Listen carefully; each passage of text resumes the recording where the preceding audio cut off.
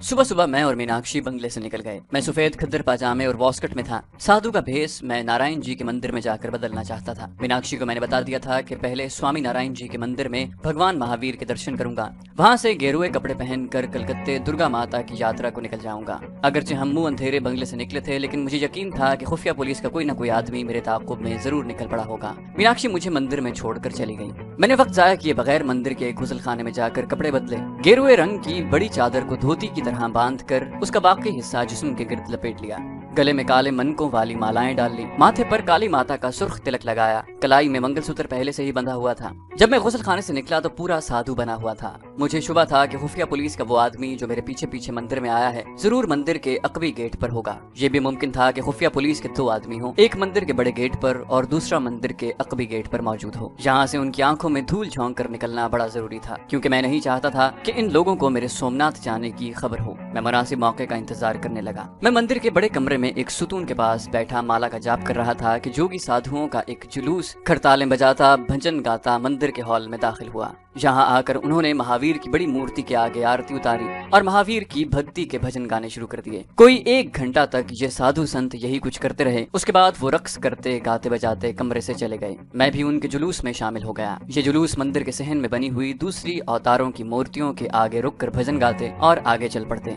आधा घंटा उन्होंने वहां लगा दिया। उसके बाद ये जुलूस मंदिर के पिछले दरवाजे से बाहर निकल गया। मैं भी उनके दरमियान धमाल डालता, सर झुकाए रक्स करता, भजन गाता उनके साथ ही मंदिर से निकल गया। साधु संतों का ये जुलूस 2-3 बाजारों में से गुजरता हुआ जब एक गली के करीब पहुंचा तो मैं बड़े आराम से जुलूस में से निकलकर गली में दाखिल हो गया। उस गली में से निकलकर दूसरे बाजार में पहुंच गया। वहां से मैंने एक मोटर रिक्शा लिया और लारियों के अड्डे पर आ गया। यहाँ से द्वारका और सोमनाथ के मंदिर की यात्रा के लिए लारियां बसें चलती थी। उस वक्त तक दिन काफी निकल आया था। आसमान पर हल्के बादल छाए हुए थे। एक लारी उस वक्त बिल्कुल तैयार थी। ये सोमनाथ के आधे रास्ते तक किसी कस्बे को जाती थी। मैं उसमें सवार हो गया। सड़क छोटी थी, कहीं रेत आ जाती, कहीं दलदली सा इलाका शुरू हो जाता, कहीं भूरे रंग के टीले शुरू हो जाते। जहाँ पहुंचकर इस लारी ने वापस अहमदाबाद लौटना था, वहाँ से मैंने सोमनाथ जाने वाली बस पकड़ ली। इस तरह 2 जगहों से लारियां बदलने के बाद दोपहर के वक्त सोमनाथ पहुंच गया। सोमनाथ के बारे में आपको जरूर मालूम होगा। ये तारीखी मंदिर जजीरा नुमाए गुजरात काठियावाड़ के जुनूब मगरबी साहिल पर वाक़ है। इस मंदिर में देवता सोमनाथ का एक बहुत बड़ा बुत है। मुसलमान फातेह सुल्तान महमूद गजनवी ने 11वीं सदी ईस्वी में इस मंदिर के सारे बुतों को पाश पाश कर दिया था। सोमनाथ के बड़े मंदिर को इस्लामी जलगार से बचाने के लिए हिंदुस्तान के तमाम हिंदू राजा अपनी अपनी फौजें लेकर वहां पहुंच गए थे, मगर बुत शिकन महमूद गजनवी की मुख्तसर सी फौज ने नारा तकबीर बुलंद करके हिंदुओं की बहुत बड़ी फौज पर हमला कर दिया और उसे शिकस्त फाश दी और सोमनाथ के मंदिर की ईंट से ईंट बजा दी गई। तारीख हमें बताती है कि जब महमूद गजनवी खुद गुर्ज हाथ में लेकर सोमनाथ के बड़े बुत को तोड़ने के लिए आगे बढ़ा तो मंदिर के महंत और ब्राह्मण उसके कदमों में गिर पड़े और हाथ बांध कर अर्ज की कि हमसे इस बुत के बराबर सोना तोल कर ले लीजिए, मगर हमारे बुत को न तोड़ें, ये हमारा देवता है। तब महमूद गजनवी ने एक तारीखी जुमला कहा। उसने कहा कि मैं अपने आप को बुत फरोश नहीं बल्कि बुत शिकन कहलवाना चाहता हूँ, और उसने गुर्ज की एक ही जरबेकारी से सोमनाथ के बुत के 2 टुकड़े कर दिए। बुत शिकन महमूद गजनवी की इस जरबेकारी ने हिंदुस्तान में तबलीग इस्लाम के लिए रास्ता खोल दिया। सोमनाथ का मंदिर एक कलानुमा 4 दीवारी के अंदर था।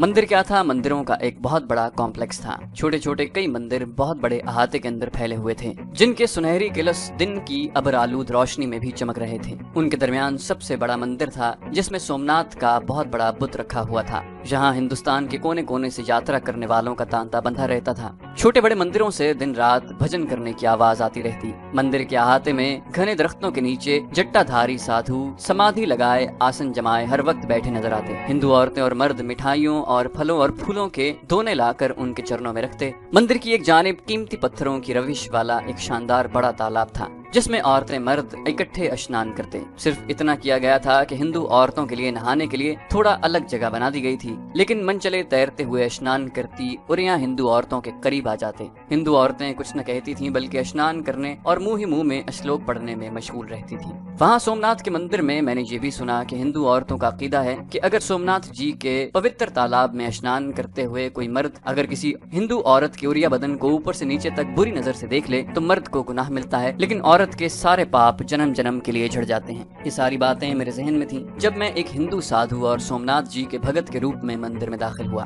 मैंने दूसरे यात्रियों की तरह जाते ही पवित्र तालाब में स्नान किया। कमर के साथ रुमाल में बंधे हुए नोट मैंने बड़ी एहतियात से अपने सामने किनारे पर रख लिए थे। स्नान करने के बाद संत जी से माथे पर तिलक लगवाया और उनकी खिदमत में 100 रुपए का नजराना पेश किया। वो खुशी से खिल उठा। वहाँ 5-10 रुपए से ज्यादा कोई भी नजराना नहीं देता था। उसे 100 रुपए देने का मेरा मकसद था। मैंने पहले से मालूम कर लिया था कि सोमनाथ के मंदिर में बाहर से आने वाले यात्रियों की रिहाइश का कोई इंतजाम नहीं होता। बस एक तरफ लंबे लंबे बरामदे बने हुए हैं, वहीं यात्री रात को बाल बच्चों के साथ सो जाते हैं। लेकिन अगर किसी महंत या संत की सेवा कर दी जाए तो रहने को एक कमरा भी मिल जाता है। जिस संत को मैंने 100 रुपए का नजराना दिया था उसकी उम्र ज्यादा नहीं थी, मगर पेट मोटा था और गर्दन भीने की तरह हो रही थी और वो अपनी उम्र से 10 साल बड़ा लगता था। मैं तिलक लगवाने के बाद उसके पास बैठ गया और कहा, हम दुर्गा माता के भगत हैं, शिवपुरी से यात्रा करने आए हैं। हमें एक अलग जगह चाहिए क्योंकि हमें रात को भगवान शिव के नाम की जाप करनी होती है। और मैंने चादर के अंदर हाथ डालकर 100 रुपए का एक और नोट निकालकर संत जी के पास रख दिया। उसने जल्दी से नोट उठाकर अपनी सदरी की जेब में डाला। उसकी बाछें खिल गई थीं। मेरे करीब होकर कहने लगा, आप भगवान जी के दर्शन करके आ जाएं, मैं आपको बड़ी अच्छी जगह ले चलूंगा। मैं सोमनाथ के बड़े बुत वाले मंदिर में आ गया। सोमनाथ के बड़े बुत पर सोने का पत्र चढ़ा हुआ था। यह सारे का सारा सोने का था। हीरे जवाहरात जड़े हुए थे। उसके कदमों के पास एक बड़ा मोटा ताजा महंत बैठा पुजारियों से दक्षिणा के रुपए वसूल कर करके एक तरफ जमीन के नीचे बने हुए किसी संदूक में डाल रहा था। उसके पास फूलों फलों और मिठाई के दोनों तरफ ढेर लगे हुए थे, जिनको थोड़ी थोड़ी देर बाद मंदिर के कारकुन पुजारी लड़के और लड़कियां बड़ी बड़ी टोकरियों में भर कर ले जाते। तमाम लड़के नौउम्र थे, तमाम लड़कियां नौजवान थीं। ये सोमनाथ देवता की सेवा बल्कि देवदासियां थीं। इन लड़कियों में से कोई भी मामूली शक्ल सूरत की दुबली पतली नहीं थी। सभी सेहतमंद और भरे भरे बदन की थीं। खुले बालों में फूलों के गजरे बंधे हुए थे। माथों पर सुर्ख तिलक लगे थे। गले में सुर्ख मोतियों की मालाएं थीं। कलाइयों के साथ भी सफेद फूलों के गजरे बंधे थे। आंखों में काजल लगे थे। खूबसूरत चेहरों पर पसीने की हल्की हल्की तह शीशे की तरह चमक रही थी। ये मंदिर ऐसा था कि जहाँ मुल्क के कोने कोने से बड़े बड़े साधु संत भी आकर माथा टेकते थे और दक्षिणा पेश करते थे। मैंने भी वहीं से खरीदी हुई मिठाई के एक टोकरी और 100 रुपए की दक्षिणा पेश की, मगर मैंने माथा न टेका। थोड़ी देर मंदिर के लंबे लंबे कमरों और बरामदों में माला हाथ में लिए फिरता रहा। मैं मुंह ही मुंह में ऐसे बड़बड़ाता जाता जैसे अश्लोक का जाप कर रहा हूँ, लेकिन हकीकत में मैं उस जमाने के एक मशहूर फिल्मी गाने के बोल दोहरा रहा था। कोई घंटे 2 घंटे के बाद मैं तिलक लगाने वाले संत के पास आकर बैठ गया। उसने अपनी गद्दी पर किसी दूसरे आदमी को बिठाया और मुझे साथ लेकर मंदिर के जनूबी हिस्से की तरफ चल पड़ा, जहाँ दरख्तों के झुंड थे। एक पुराना तारीखी तालाब था जिसमें उतरकर स्नान करने के लिए सीढ़ियां बनी हुई थीं। जरा फासले पर एक कुआं था। 2 देवदासियां और 2 सेवाकार लड़के कुएं में डोल खींच खींच कर पानी निकालकर करीब रखे कांसे के मटकों में भर रहे थे। इस तालाब के पीछे एक छोटी सी कोठरी थी जो जमीन से जरा ऊंचे चबूतरे पर बनी हुई थी। उसकी दीवारें पत्थरों की थी, मगर छत घास फूस की ढलवान थी। आगे छोटा सा बरामदा था। संत कोठरी का ताला खोलकर मुझे अंदर ले गया। उसने दीवार पर लगा बटन दबाकर बत्ती जला दी। कहने लगा, महाराज, इससे अच्छी जगह सोमनाथ जी के मंदिर में आपको और कोई नहीं दे सकता। आप अगर गांजे का शौक रखते हैं तो वो भी आपको यहाँ पहुँच जाएगा। फिर मेरी तरफ देखकर हल्की सी आंख मारकर बोला, और अगर आप थोड़े से पैसे खर्च करें तो मैं आपको अहमदाबाद से मंगवाई हुई विलायती दारू की बोतल भी कहीं न कहीं से ला दूं। मैंने हंसकर कहा, नहीं संत जी, मैं दारू गांजा नहीं पीता, मुझे तो ईश्वर नाम की खुमारी चाहिए। वो खिसियाना सा होकर हंसने लगा। फिर मेरे साथ कोठरी से बाहर आ गया और चाबी मुझे देते हुए बोला, महाराज, दूसरों से तो हम इसका रोजाना किराया 25 रुपए लेते हैं, लेकिन आपसे 20 रुपए ले लिया करेंगे। अगर आप रोज का 50 रुपए किराया दे दिया करें तो आपको 2 वक्त का खाना और सुबह का नाश्ता भी मिल जाया करेगा। वो हंसने लगा। मैंने उसके कंधे को हाथ से थपथपाते हुए कहा, बच्चा, हम ऊंची ब्राह्मण जाति के साधु संत हैं, अच्छी जगह रहते हैं, अच्छा भोजन करते हैं। मैंने चादर के अंदर हाथ डालकर 300 के नोट निकालकर उसकी हथेली पर रख दिए। अभी ये रखो, बाकी जितने दिन हम यहाँ रहेंगे साथ साथ किराया अदा करते जाएंगे और जाते हुए तुम्हारा इनाम भी तुम्हें जरूर देंगे। वो बार बार हाथ जोड़ने लगा। महाराज, हम भी आप जैसे महापुरुषों के सहारे यहाँ जिंदा हैं। आप आराम करें, मैं आपके लिए चाय पानी और नया बिस्तर अभी भिजवाई देता हूँ। कोठरी में एक चारपाई, 2 लकड़ी की पुरानी कुर्सियां थीं। छत पर पंखा लगा था। खिड़की पीछे पुराने तालाब और कुएं की तरफ खुलती थी। बरामदे के कोने में गुस्ल खाना था। मेरे लिए ये बड़ी मुनासिब जगह थी। मुझे यहाँ कौन सा ज्यादा दिन ठहरना था। अपने मास्टर स्पाई करीम भाई का ही इंतजार करना था, जिसने कहा था कि मैं द्वारका में सूरत हाल का पूरा जायजा लेने के बाद 2-4 दिनों में सोमनाथ के मंदिर पहुँच जाऊंगा। रिहाइश, नाश्ते और खाने पीने की तरफ से मैं बेनियाज हो गया। मैं दिन के वक्त अपनी कोठरी में आराम करता, शाम को मंदिर में आ जाता, जहाँ बड़ी रौनक होती थी। भजन कीर्तन हो रहा था। सोमनाथ के मंदिर में रात के वक्त देवदासियों का रक्स शुरू हो जाता। देवदास लड़के भी इस रक्स में शरीक हो जाते। हर तरफ अगरबत्तियों और लोबान की खुशबुएं उड़ रही होती। देवदासी के चेहरे पर रक्स करते हुए पसीने के कतरे बिजली की तरह रोशन चमक रहे होते। बड़े महंत जी स्थान पर अपने हट्टे कट्टे पुजारियों के दरमियान बड़े मजे से बैठे देवदासियों के रक्स से लुत्फानंदोज हो रहे थे। किसी वक्त मजे में आकर जय बजरंग बली का नारा लगाते और देवदासियों पर थाल में से गेंदे के फूल लेकर निशावर करते। देवदासियां इन फूलों को बड़ा मुतबर्रिक समझकर जल्दी से उठाकर अपनी चोलियों में छुपा लेती। बाद में मुझे मेरी कोठरी वाले संत ने बताया कि रात को जब रक्स खत्म हो जाता है तो बड़े महंत तमाम देवदासियों को अपने खास कमरे में बुलाकर एक एक करके सबकी चोलियों की तलाशी लेते हैं। जिस देवदासी की चोली में गेंदे के फूल ज्यादा होते हैं वो उसको रात भर के लिए अपनी बीवी बनाकर कमरे में बुला लेते हैं। संत ने यह भी बताया था कि बड़े महंत जी के कमरे में एयर कंडीशनर लगा हुआ है, रेशमी बिस्तर है, अलमारी में विलायती शराब की बोतलें हर वक्त मौजूद रहती हैं। उस आदमी ने मुझे ये भी बताया कि बड़े महंत को शहर का सबसे मुअज़्ज़ज़ आदमी और सोमनाथ देवता का अवतार समझा जाता है। इसका ऊंची सोसाइटी में बड़ा आना जाना है। लोग अपने घरों में इनका आना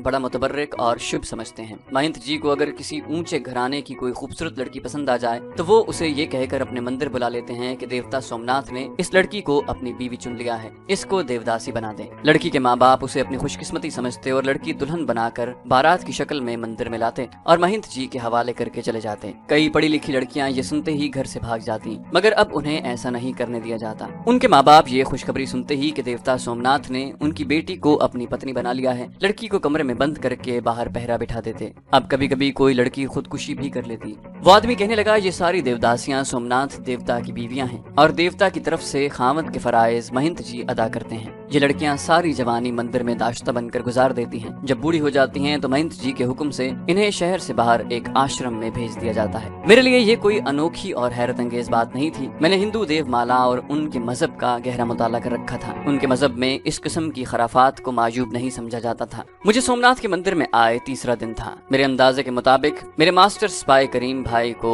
2 दिन के बाद मंदिर में पहुंच जाना चाहिए था। मैं तीसरे दिन रात के वक्त देवता सोमनाथ के बड़े बुत वाले कमरे में बैठा पहले भजन मंडलियों के भजन कीर्तन और फिर देवदासियों के रक्स देखता रहा। दरअसल मुझे कोई काम तो था नहीं, सिर्फ अपने मास्टर स्पाई करीम भाई का इंतजार ही करना था। बड़ा महंत बड़ी शान से अपने अतलस व कम ख्वाब वाले स्थान पर बैठा देवदासियों को रक्स करते देख रहा था और खुश हो रहा था। कभी कभी वो पास के चांदी के तश्त में से गेंदे के फूल उठाकर उनकी तरफ फेंक देता। देवदासियां रक्स भूलकर जल्दी जल्दी गेंदे के फूल उठाकर अपनी अपनी चोलियों में ठूंसने लगती। इतने में एक हट्टे कट्टे पुजारी और महंत के बॉडीगार्ड ने करीब आकर उसके कान में कुछ कहा। महंत ने खुश होकर सर हिलाया, फिर उठकर बुत के आगे हाथ जोड़कर प्रणाम किया और अपने बॉडीगार्ड के साथ वहां से चला गया। थोड़ी देर बाद मैं भी उठकर अपनी कोठरी में आ गया। उस वक्त बाहर हल्की हल्की बूंदाबांदी शुरू हो चुकी थी। मेरी आंखें नींद से भरी हुई थीं। मैंने अपनी कोठरी में आकर बत्ती भी न जलाई और वैसे ही चारपाई पर लेटकर आंखें बंद कर ली। नींद आहिस्ता आहिस्ता थपकियां देकर सुलाने लगी। छत वाला पंखा बंद था, दरवाजा आधा खुला था। बाहर से बारिश में भीगी हुई हवा के हल्के हल्के खुशगवार झोंके आ रहे थे। मेरी कोठरी, जैसा कि मैं आपको बता चुका हूँ, सोमनाथ मंदिर के बहुत बड़े अहाते के दूर कोने में थी। ये जगह दिन के वक्त भी खाली खाली सी रहती थी।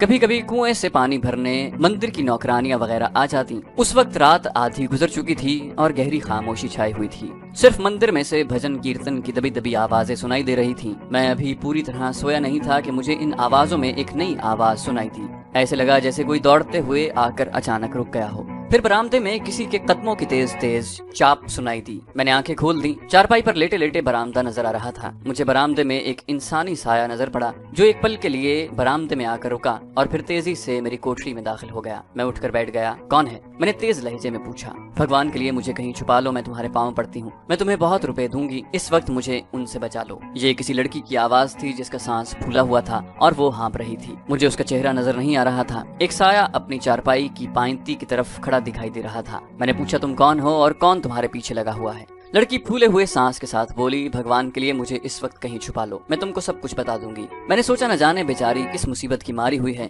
किसके जुल्म से भाग कर आई है। इस वक्त तो इसको छुपा देता हूँ, बाद में मालूम कर लूंगा कि ये कौन है और इस पर क्या मुसीबत आन पड़ी है। मैंने कहा, मेरी चारपाई के नीचे छुप जाओ। वो जल्दी से मेरी चारपाई के नीचे घुस गई। मेरी चारपाई पर जो फुलकारी नुमा चादर बिछी हुई थी उसके पल्लू दोनों तरफ से कोठरी के फर्श को छू रहे थे। मैंने चारपाई से उठकर बत्ती रोशन कर दी। अब मेरी कोठरी बिल्कुल खाली लगती थी। मैं बरामदे में आकर साधुओं की तरह आसन जमाकर बैठ गया, मगर मेरी आंखें खुली थी और मैं दाएं बाएं कनखियों से बराबर देख रहा था। बारिश बदस्तूर हो रही थी मगर ज्यादा तेज नहीं थी। इतने में बड़े मंदिर की तरफ से 2 आदमी दौड़ते हुए आते नजर आए। वो मेरे बरामदे के बाहर रुक गए। ये मंदिर के हट्टे कट्टे पुजारी थे। एक ने करीब आकर पूछा, साधु महाराज, इधर कोई लड़की तो नहीं आई? मैंने कहा, नहीं बाबा लोग, हमने तो किसी औरत को इधर आते नहीं देखा। उन्होंने मेरी कोठरी में गौर से देखा। कोठरी खाली पड़ी थी, चारपाई भी खाली नजर आ रही थी। उन्होंने आपस में कोई बात की और दौड़ते हुए आगे निकल गए। उनके जाने के थोड़ी देर बाद मैं उठा, कुछ देर यूं ही बरामदे में इधर से उधर टहलता रहा, फिर कोठरी में दाखिल होकर दरवाजा बंद करके चटखनी लगा दी। मैंने लड़की को आवाज देकर कहा, बाहर आ जाओ, वो लोग चले गए हैं। लड़की चारपाई के नीचे से निकल आई।